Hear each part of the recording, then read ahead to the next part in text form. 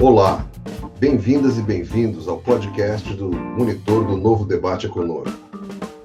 Somos um hub de informações sobre as novas maneiras de pensar a economia que hoje circulam na esfera pública. O MNDE monitora o debate econômico e produz relatórios, artigos e podcasts sobre vários temas dessa agenda.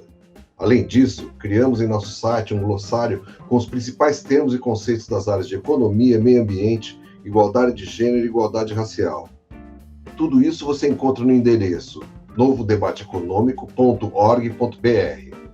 Tudo junto, novodebateeconomico.org.br. Eu sou João Feres, coordenador do Monitor do Novo Debate Econômico, e nesse episódio convidamos o economista Mário Teodoro para debater conosco a questão da desigualdade racial e particularmente as consequências econômicas da desigualdade racial. Mário Teodoro é mestre em economia pela Universidade Federal de Pernambuco, doutor em economia pela Sorbonne. Foi pesquisador associado da Universidade de Brasília, UNB, e consultor legislativo do Senado Federal até 2019. Atualmente, é professor visitante ligado ao programa de pós-graduação em Direitos Humanos da UNB. Oi, Mário, tudo bem? É um prazer te receber aqui. Bem-vindo ao nosso podcast. Prazer é meu estar aqui com vocês. Muito feliz do convite. Conversar um pouquinho sobre essa conjuntura um tanto quanto difícil, né? Mas, enfim, acho que a ideia da conversa, a ideia de trocar ideias, no sentido mais amplo da palavra, é sempre muito bem-vindo, né? Sempre muito bem-vindo. Então, Mário, prazer é todo nosso ter você aqui.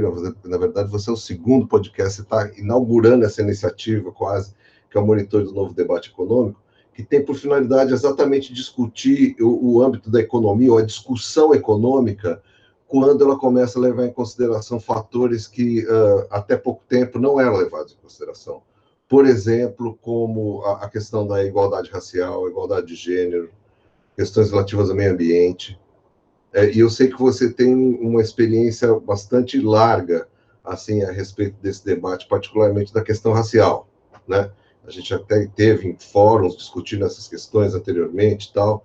Gostaria de começar do começo. A gente vive num país, o Brasil, não é um país que tem assim um problema sério de desigualdade socioeconômica, mas assim nós que estudamos a questão mais a fundo sabemos que o componente racial dessa desigualdade socioeconômica é enorme, né? Apesar de ter sido negado muitas vezes na história do país, ou às vezes jogado para baixo do tapete, como se fosse uma questão simplesmente social, a gente sabe, não só sabemos, como estudos mostram que não é, né?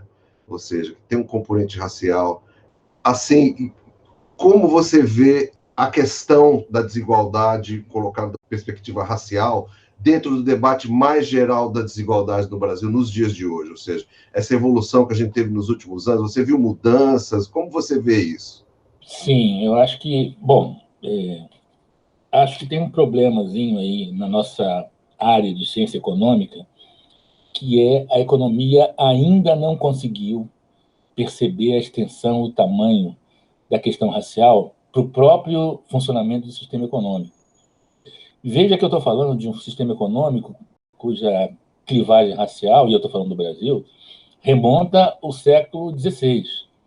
Ou seja, desde o século XVI, o fato de uma pessoa ser negra ou branca é fundamental na sua inserção na nossa não falo nem mercado de trabalho, que naquela época não existia mercado de trabalho, mas a inserção produtiva dessa pessoa.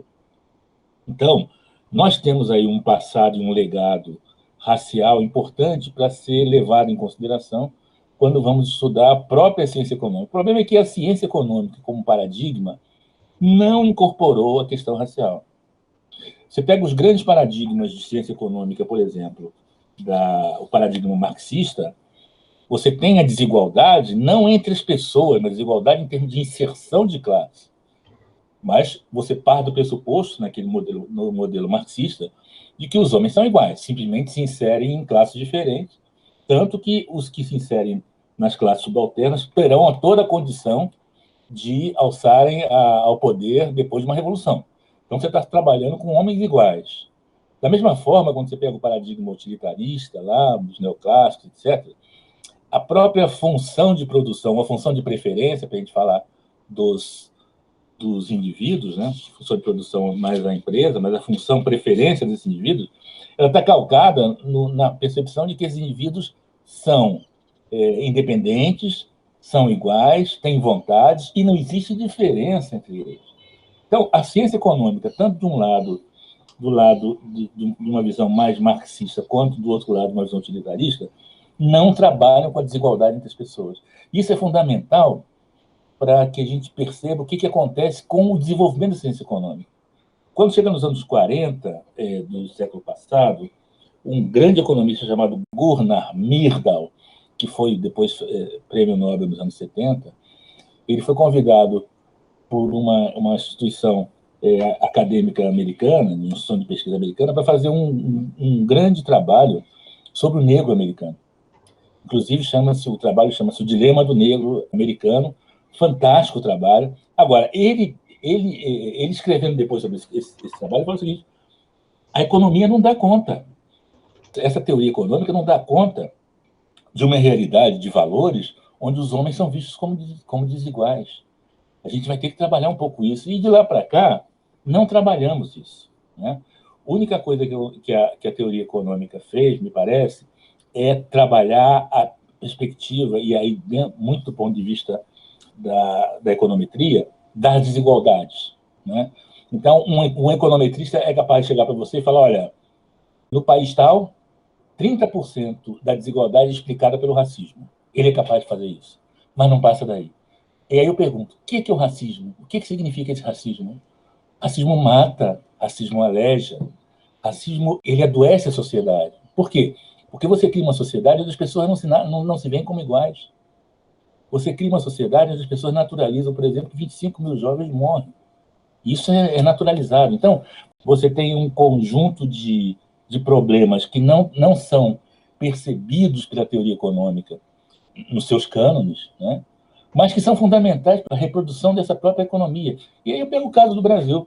Eu tenho trabalhado a ideia, João, de que o Brasil é uma sociedade desigual. Eu estou terminando, inclusive, um livro que vai chamar A Sociedade Desigual, que é eminentemente estudar sociedades onde o eixo da igualdade não se transforma num valor a ser perseguido, né?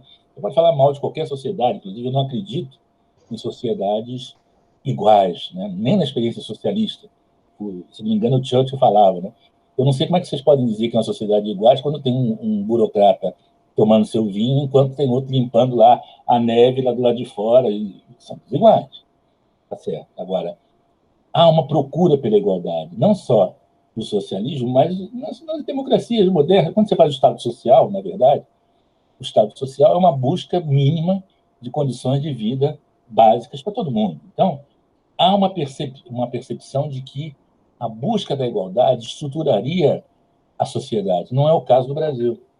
A gente busca liberdade, a gente busca desenvolvimento, mas a igualdade a gente nunca buscou. Ao contrário, a igualdade é uma coisa até que, de uma certa maneira, incomoda e funda um discurso que é um discurso estrutural. Quando o MST, por exemplo, pede acesso à terra, e isso nada mais é do que pedir igualdade, isso é visto como um caso de polícia no Brasil. Os caras são bandidos, eles querem reforma agrária. Reforma agrária é uma bandeira tida como de polícia, quando é uma bandeira da igualdade. Então, nós temos uma sociedade, forjando uma sociedade que começou na escravidão, mas que organizou um discurso de desigualdade e de racismo no pós-escravidão, porque até a escravidão justificativa era clivagem legal. Se você é negro, você vai ser escravo, ou livre e liberto, tudo bem. Se você é branco, você vai ser livre. Quando você põe em questão isso com o fim da escravidão, vêm as teorias de eugenia, vêm as teorias das raças, que eles chamam, e que vão continuar a justificar uma desigualdade que já vinha lá de trás. Então, nós, no Brasil, e o Brasil eu acho que é um dos cânones desse processo de sociedade desigual, a gente bebe de uma teoria econômica que não leva em consideração a igualdade, nunca levou, e a gente se apropria disso, né? Se apropria muito dessa história. Eu acho que, assim, para começar, eu acho que é isso. E isso leva à negação da questão racial. Você me permite apontar uma ironia dupla aí nessa história que você está contando? Sim. Você nota que os Estados Unidos, para descobrir que o racismo é estrutural, né, para a economia deles, eles precisaram chamar um sueco para ver o país. Não é? E presta atenção que no Brasil, eu acho que a primeira pessoa que mostrou que, na verdade, a discriminação racial era estrutural para o sistema de oportunidades do mercado de trabalho no Brasil foi o Carlos Azenbaum, que também é um argentino, um estrangeiro. Sim, a visão de fora, né? E a ironia vai mais ainda, porque assim, a voz foi dada, precisou do estrangeiro mostrar isso nos dois países, e os estrangeiros brancos, porque eles não iam dar voz para o negro fazer essa crítica. Claro, sem dúvida. Você sabe uma história uma história engraçada com relação a essa questão do negro, que quem conta é o Guerreiro Ramos. Sim, o livro dele, é um livro que da Lippe, ela entrevista ele, é uma entrevista fantástica dele. E uma hora ele fala assim, você sabe como é que é, ele fala para a Lippe, né? Você sabe como é que é que eu fui chamado pela polícia? Como é que tá a minha ficha na polícia dos DOPS? Um pretinho metido a sociólogo. É incrível. Que coisa, isso diz tudo, né? Como é que a coisa... Então, assim, eu acho que nós temos um grande problema com a questão racial, que é um problema de identidade. A partir do momento em que você admite a questão racial como central, você vai pôr à prova uma estrutura social totalmente iníqua e você vai colocar um dedo na ferida, né? Ou seja, se a gente é igual, por que a maioria dos negros está na favela? E por que a favela não recebe recursos? Ou por que tem tantos negros no mercado de trabalho, trabalhando em lixões, etc. Enfim, esse tipo de coisa. Eu acho que você tem toda a razão, assim, eu concordo que o racismo é estrutural e, por ser estrutural, usa sempre aquela metáfora do elefante. Se você está a um palmo do elefante, você não vai ver o elefante. Você vai ver alguma outra coisa parecida. Deixa eu te perguntar outra coisa. Sim. Você é membro da rede de economistas pretas e pretos, certo? Eu apoio eles, os meninos lá, eles são... a gente tem muitas conversas juntos e tal, acho ótimo. É uma iniciativa interessante, né? Muito. E eles colocam como um dos objetos assim, de ação da rede, assim, a grande problemática, a falta de representatividade negra na economia. Mas eu queria aqui chamar a atenção para dois aspectos dessa falta de representatividade. Né? Uma que você já tocou nos seus primeiros comentários, que é, de fato, a desigualdade, ou seja, a desigualdade socioeconômica fortemente correlacionada com a raça, ela tem, obviamente, assim, a gente pode traduzir isso em participação na economia, só mais uma maneira de falar, ou seja, é uma participação que está mais concentrada em baixos salários, está mais concentrada em atividades menos remuneradas, com menos prestígio social também, tem várias coisas, então, isso a gente sabe, quer dizer, você já começou a tocar nesse assunto, tal, mas me parece que também há uma outra subrepresentação dos negros, que é na própria profissão de economista, né? Na carreira de economista, que é uma carreira que em nossa sociedade, acho que todas as sociedades capitalistas, tem um prestígio enorme, né? Porque essas pessoas estão no comando dos estados, no comando das grandes empresas, assim, a gente não tem muito trabalho sobre a profissão de economista, mas é realmente uma profissão assim que tem um grande poder, talvez. Os bacharéis do final desse século, comparando exatamente com os advogados do século XIX, fim do século XIX. Então, eu gostaria de perguntar para você, como você vê, assim, que tipo de medida que a gente pode fazer, pensar, ou pelo menos sonhar, para resolver um e o outro problema, esses dois problemas? Como você acha que a gente pode? Qual o caminho? Eu acho, João, antes de tudo, que é um problemão isso. Um problemão pelo seguinte, porque, infelizmente, e eu tenho falado muito isso, muitas vezes não sou bem compreendido, mas, enfim, eu insisto em falar isso, a nossa elite não tem a cor do nosso povo. E isso faz muita diferença. Quando você vai eleger prioridades até para o seu projeto de desenvolvimento, né? Quais são as prioridades que você tem? Como é que você vai fazer isso? Para onde vão os recursos? Tudo isso em função dos interesses que essa elite tem e que, no caso do Brasil, eles são muito diferentes dos interesses do resto da população. Então, eu sempre brinco, né, que a gente está precisando deixar essa elite menos pálida do que ela é. Ela está precisando enegrecer no sentido de olhar para uma favela, por exemplo, e ver a a tragédia que é aquilo. A tragédia que é você botar aquela população enfileirada até em cima do morro. Como é que essas pessoas vivem? Como é que vive aquela senhora de 80 anos, senhoria de 80 anos, que está lá no último barraco, lá, e se tiver um AVC? Esse tipo de coisa a nossa elite não vê, nunca viu, porque a vovozinha dela nunca vai estar lá naquela favela. Então, esse é um primeiro momento, a primeira coisa, que é a tragédia da falta de empatia de uma sociedade desigual. Mas tem uma segunda tragédia, que é a naturalização do fato de você não ter negros. Quer dizer, não só você não tem, como naturalmente você não vai ter. Mas por que naturalmente? É uma pergunta que você faz. Por que é natural que você não tenha economistas negros? Você nunca teve um ministro da economia negro? Por que você não tem bispos negros, ou pouquíssimos bispos negros, generais, etc.? Que sociedade é essa que fecha as portas para todos, em todos os lugares? E essa sociedade se forja, né, nesse Brasil que a gente, quando pergunta o problema, a fala dos economistas, fala, nosso problema é desenvolvimento. Mas o que é desenvolvimento, meu amigo? Que palavra mágica é essa de desenvolvimento que a gente está falando desde a época da Sudene e que a gente não consegue andar para frente com ela?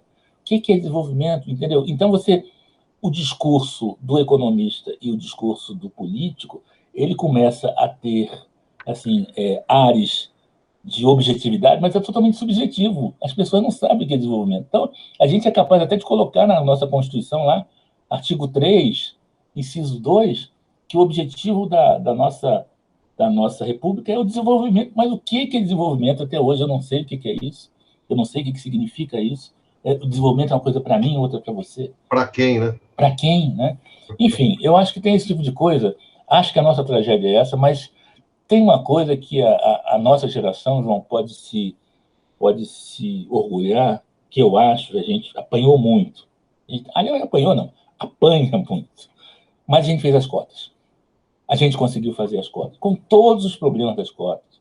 Teve cota social, a gente não queria, a gente falava que cota é para enfrentar racismo, portanto, não pode ser para outra população que não a população negra ou indígena. A gente fez isso tudo, apanhamos, mas nós conseguimos cotas. De alguma maneira, uma parcela daquelas vagas, né, para economistas, para médicos, etc., estão indo para a nossa população negra. E isso vai fazer muita diferença lá na frente. Muita diferença, não tenho a menor dúvida disso, que vai fazer uma diferença. Já está começando a fazer. Você vai na universidade, você vê que os alunos estão peitando os professores. Vamos ler Fanon, vamos ler Anta Diop, vamos ler os decolonizadores, vamos ver como é que é. Então, esse tipo de coisa vai mudar muito o país. Então, tem esse lado, que é um lado que me dá muita esperança. Agora, que é uma tragédia a gente ter 200 anos de bacharelado e economistas, etc., que não pensam o Brasil a não ser a partir do seu próprio umbigo, isso é uma tragédia que a gente vai ter que mudar. Eu concordo com você. Legal. O Mário, o que acontece? Eu acho que, assim, a pandemia, né, e a crise toda trazida pela pandemia, que é uma crise, assim, não preciso nem ser redundante para falar todos os aspectos que essa crise tem, né, humanitária, econômica, moral, política no Brasil, assim, a coisa... Mas uma das coisas que ela tem feito, eu acho, né, e assim, talvez seja excesso de otimismo meu, mas essa nossa iniciativa tem um pouco a ver com isso, assim, colocado um pouco mais em xeque ainda do que o normal, essas soluções ortodoxas para a administração da economia, vamos dizer, de um país, né, da política econômica de um país. Por exemplo, que é dominado por um discurso que é compartilhado tanto pelo setor financeiro, pelo interesse da finança, como pela grande mídia também, assim, totalmente alinhado com a concepção ortodoxa da economia, na qual o gasto público é sempre um problema, na verdade, e a gente sabe quais são as consequências que tem isso para a desigualdade racial, inclusive, né, em geral. O gasto público é um problema, que a primeira coisa a fazer é cortar o gasto do Estado, e toda essa concepção ligada à oferta, né? Então, assim, eu acho que isso está sendo, em parte, colocado em questão, porque, por exemplo, num ambiente de crise como esse, alguns operadores que antigamente, e alguns publicistas que antigamente eram muito ortodoxos, começaram a falar da possibilidade da criação de políticas anticíclicas, e alguns entre esses falando, então, ou seja, que o Estado tem que investir, que o gasto público não pode ser um limitante para sempre e tão rígido, e alguns, inclusive, falando que um crescimento econômico que tem que surgir depois da pandemia, ele precisa ser inclusivo do ponto de vista racial, do ponto de vista de minorias de gênero, pensar a questão ambiental, todos esses novos temas que tentam se integrar na economia. Como você vê isso? Você acha que está tendo um movimento nesse sentido, que tem alguma chance para isso? Ou que nós vamos, logo depois da pandemia, voltar a essa hegemonia que se chama neoliberal, ortodoxa? Eu acho, João, que a briga está posta. Essa briga tem pelo menos 30 anos. Né? Quando é posto em xeque o desenvolvimentismo, naquela nossa visão cepalina, do Estado centralizado, que vai fazer, que vai acontecer, etc., você começou uma briga que teve uma coisa neoliberal muito forte, uma corrente neoliberal muito forte. E também o mundo, né? Reaganismo, thatcherismo, isso ajudou muito a você ter isso. O problema é que, ao contrário dos outros países, nós não fizemos o nosso dever de casa social. Então, o país, principalmente eu digo países da Europa, que fizeram lá o seu Estado social, sofreram, do ponto de vista social, muito menos do que o Brasil, que não fez esse discurso. O desenvolvimentismo, que, vamos dizer assim, é a cara do Estado social brasileiro, vamos colocar assim, como se fosse o welfare state brasileiro, chama-se política desenvolvimentista, ele acreditava que crescer era gerar emprego e ia gerar emprego para todo mundo, aquela coisa do Rostov, aquelas coisas antigas. E não é assim que funciona. Nunca funcionou assim. E o nosso, eu acho que o nosso divisor de águas foi a Constituição. Porque a Constituição ela veio no momento de xeque, justamente, da visão desenvolvimentista. Não existia ainda um fortalecimento da visão mais ortodoxa, essa, né, ligada aí às correntes mais à direita, mas você tinha um sentimento de resgate da dívida social, que até o Tancredo fala nisso. E eu acho que ali a gente botou um marco de inclusão que a gente nunca tinha tido. Marco de inclusão social, a partir de políticas públicas, a partir da ideia de seguridade, etc. O problema é que nós tivemos, eu gosto de falar isso, não é brincadeira, é verdade, a Constituição, salvo engano, ela foi promulgada dia 5 de outubro de 88, dia 6 já começou a porrada em cima dela, entendeu? É inviável, não tem recurso, como é que você pode taxar juros? Claro, vários países taxam juros, vários países, assim, taxam não, põe limite para juros, não pode, não sei o quê. Então, foi uma campanha gigantesca e que eu acho que ela vem até hoje, né? Assim, o governo Lula, ele passou por isso, fez algumas concessões, principalmente na área da Previdência e da Seguridade, mas eu acho que tem uma campanha que eu resumiria em 3 grandes cacetadas que a gente tomou, 3 grandes porradas que a gente tomou, e são mais recentes, embora você tenha tido outras coisas importantes, como, por exemplo, você não regulou a mídia, você não... Enfim, uma série de coisas. Mas acho que tem 3 que a gente tem que levar em consideração que, nesse sentido que você está falando, elas são muito ruins, que se a gente não mexer nelas, as coisas não andam. A primeira é a PEC do gasto, é a emenda 95 do gasto. Não dá para você pensar num país com restrição, tendo dinheiro para gastar, e com restrição, não, porque o gasto é excessivo e tal. E aí a gente tem que pensar, por que isso? Né? Isso vem lá daquele nosso amigo lá, do Plano Bradley, quando ele falou o seguinte: vamos securitizar as dívidas. O que é securitizar a dívida? É você vender papéis daquela dívida. Então, o Brasil, antigamente, era aquela... Criar derivativos da dívida pública. Exatamente. Antigamente, o que era? Você tinha uma dívida, chamava lá o FMI, dona Ana Maria Ju, chegava aqui, negociava com você e falava: agora não, agora a sua dívida ela está espalhada pelo mundo inteiro, na mão de pessoas.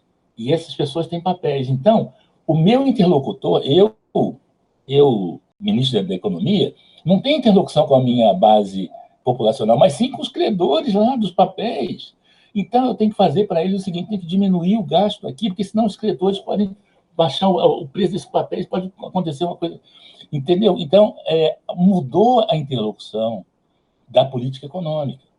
E isso foi muito ruim, porque a gente tem que ter a PEC do gasto para dizer para as pessoas lá fora, ó, a gente não vai gastar mais do que isso, viu? Então não tem problema, não vai ter, o país não vai entrar no vermelho. Isso é para garantir a remuneração dos papéis do mercado secundário que eles não querem mudar. Sem dúvida, é muito grande isso. É muito grande isso. Então, a interlocução do sujeito não é mais com a sua base populacional. A interlocução do sujeito é com os caras que têm os seus papéis lá. Entendeu? E que esses papéis não podem cair, porque se esses podem cair, é um debate para a economia. Então, mudou a lógica, né? Isso é uma coisa. Da PEC do gasto, a gente vai ter que... Lógico, essa lógica vai ter que mudar, porque essa foi uma lógica que pegou todo o país. Por exemplo, para que uma empresa como a Petrobras, que tem todo o seu manancial no Brasil, vai botar título na Bolsa de Nova York? E ela bota hoje. E ela hoje ela é refém disso. Então, você tem que diminuir os gastos da Petrobras. Por quê? Por causa dos credores de Nova York. Então, você tem uma série de coisas que estão acontecendo que tem muito a ver com essa visão mais, eu diria, essa visão mais tecnocrática de uma economia pós-plano BED, tá? A segunda coisa, isso é a PEC do gasto, acho que isso tem que ser removido, a gente tem que gastar mais, política social é caro mesmo. Os estados que fizeram política social fizeram em situações muito piores que a nossa. A Europa fez política social num pós-guerra que ela estava destruída, e fez, e reduziu pobreza, reduziu desigualdade com o Estado social. O segundo ponto que eu acho que a gente tem que trabalhar é a reforma trabalhista. A reforma trabalhista colocou, ou tendeu a colocar, uma parte dos empregos protegidos na informalidade. Em vez de a gente pegar a informalidade e formalizar, não, a gente pegou o formal e informalizou. Numa economia que tem 40% de informais, ou seja, desprotegidos, uma economia que tem uma taxa de rotatividade que é uma das mais altas do mundo. Por exemplo, em 2012, que foi o ano que a gente fez quase 1,5 milhão de empregos, a gente fez 1,5 milhão de empregos a mais, como? Criando 21 milhões e meio de empregos e perdendo 20 milhões. Uau. Os caras, é aquela rotatividade, aquela coisa louca, a gente só fala da resultado, mas não dá estabilidade para essas pessoas. Né? Enquanto que nos Estados Unidos, enquanto que na França, você, em média, um trabalhador fica 11 anos no emprego, né? Na Inglaterra são 8, na Alemanha e Itália são mais ou menos 9 anos por emprego, no Brasil é 3 anos, 1. Isso é o máximo. Então, é uma conta engraçada. Que você vê como o nosso mercado de trabalho ele é terrível. A conta engraçada é o seguinte, os caras querem que a gente trabalhe 40 anos com prestação.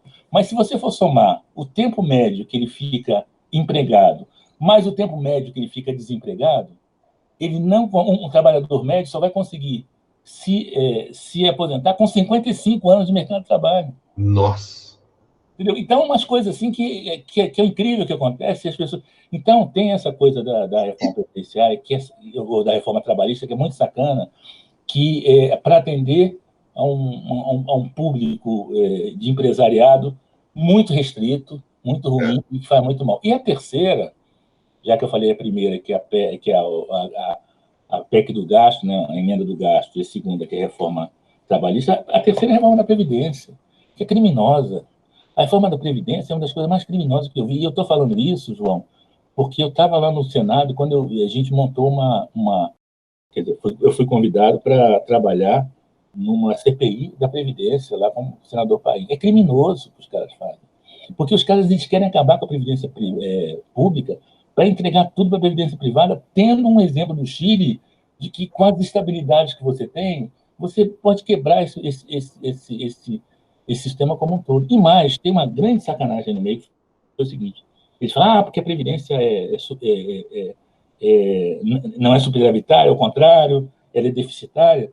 Tá bom. Aí você vai ver lá, foram só os 2 últimos anos antes da reforma que teve déficit, claro. Pô, época, crise de commodities, problemas econômicos. Agora, quando se pega, e olha só que coisa interessante, a Previdência, desde os anos 40, com os IAPs, etc., quando a força trabalhadora jovem estava contribuindo para a Previdência, o governo, o Estado, tirou da Previdência, fundo perdido, para fazer Brasília, Ponte Rio-Niterói, Você está brincando. FNME, Álcalis, tirou dinheiro. Sabe quanto? A gente fez as contas. Sabe quanto que o governo tirou? Atualizado?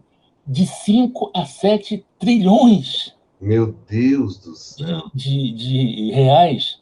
Tudo da seguridade do trabalhador.